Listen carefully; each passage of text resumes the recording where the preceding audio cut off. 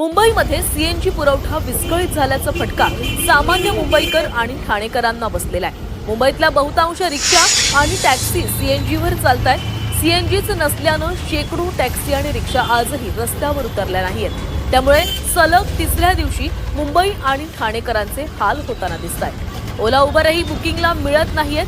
CNG तुटवड्यामुळे मुंबईकरांना नाहक मनस्ताप सहन करावा लागतो। गेल कंपनीची सीएनजी पुरवठा करणाऱ्या पाईपलाईनच्या दुरुस्तीची कामं अजूनही पूर्ण झालेली नाहीये। आज बिघाड दुरुस्ती होण्याची शक्यता आहे। त्यामुळे आज हा बिघाड दुरुस्त होतोय का याकडे साऱ्यांचंच लक्ष लागलं।